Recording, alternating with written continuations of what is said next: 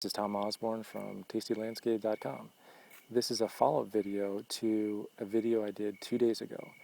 And what I'm going to show you in this video is what happens in just a short amount of time, 2 days, to these flowers, but also I'm doing it at night, so you'll get a chance to see what at least one of these flowers looks like in full bloom. And we'll also look at some of the fruit that is basically ready to pick. So anyways, in the last video we started here, so I'll do the same. And this was the first flower bud that I showed you, and this actually in just a couple days is almost twice as big. Then we came over here, and this was another flower bud that I showed you next. So we're going to go from here to here in normal progression. And this also is almost twice as big in size. So then I think we went over here, and I showed you what some flower buds look like just before they open. And I was saying, okay, so we got these sepals, and they're starting to pull away, and that's an indication that it's going to bloom in the next day or so. And as it turns out, look, it's already bloomed. And it bloomed the night of that video. So this one's already opened, and it's, starting to wither. And then I showed you this other one over here. Same thing happened. So they only last one night, that's normal, and these are already withered. So then I showed you this cluster of 3 flowers, also already withered. And on this one here, I opened it up a bit to show you the flower anatomy. And we actually have one that's blooming right now, so I'll have even a better chance of showing you some of that important anatomy for pollination. So let's go around the corner here. So I didn't show you this flower before, or this bud before, but here it is. This is what one of them looks like as they're almost in full bloom. So the first thing I'm going to show you, this is, where the pedicle is usually in most flowers, a small pedicle here, almost minuscule. Here is the ovary part of the flower.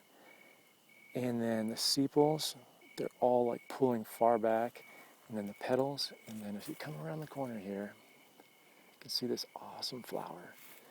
And they're really big, so this one is like, I don't know, almost 20 centimeters across, 16 to 20 depending on how you measure. And let's see here. So this, by the way, the air is filled with this awesome tropical aroma from just this one flower.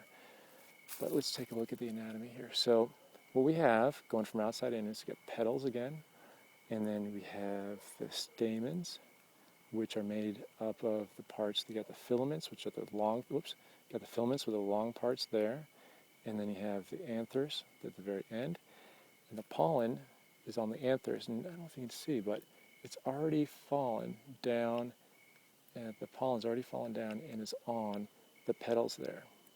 So that's the male part of the flower. The female part of the flower is right here. And so this octopus-looking thing here is a stigma. You got that long part here, this is style. And then the ovary is going to be inside the flower, and that goes back to that part where the ovules are going to be, and those ovules will turn into the eggs or the seeds after fertilization.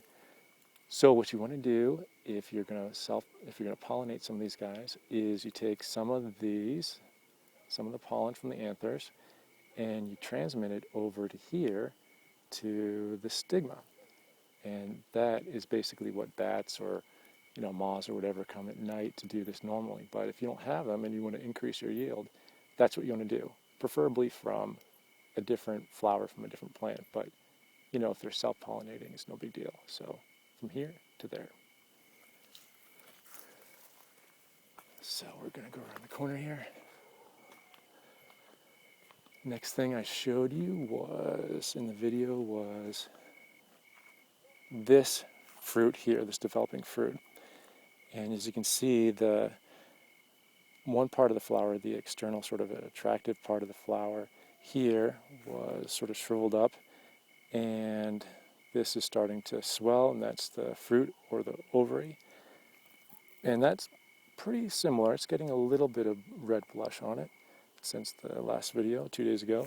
With this one here, it's almost ready to go. Check this out. So it's really quite red. It's got a little green on it. These wings here are starting to shrivel up a little bit. That's a good sign that it's almost ready. These wings are basically modified sepals. And then the last one I showed you, and this one's basically ready to pick right now. Look at this. Bright red, really swollen. These wings are shriveled back. It's just like, if you saw this in the jungle, even if you didn't know what it was, you'd want to pick this. And that's basically what the plant's doing. It's using all the tricks in its book to kind of get you interested in this thing. But this, I'm really excited to. Let me see here. See how big that is compared to my hand? And I got big hands too. So let's just open this up, see what we got here. There's another one right there too, but it's smaller. Oh yeah, look at this. So I'm gonna try to open this with one hand. It'll be a trick, but let's see what we got. Wow, check that color out. The flesh of these dragon fruits. It's just amazing. Look at that. Bright purple, juicy. So good. We got those seeds in there that are like really kind of tender almost seeds. They're kind of like kiwi seeds. My gosh, I don't know if I can eat this and keep the video going, but I'm just going to try it.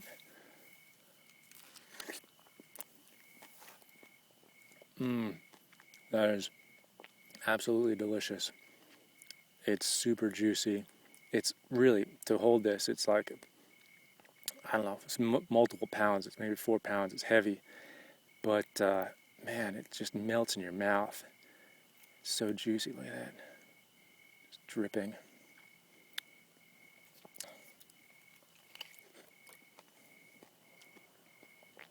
Wow, that's awesome. So, as I said before, if you're interested in growing these, they're really awesome plants, a lot of fun. A couple of things you need to do specifically for this plant that you don't do for others so much. But if you're interested, check out the website, tastylandscape.com. Got a lot of good tips on there. Wow. Delicious. Really, really, really good. Check it out.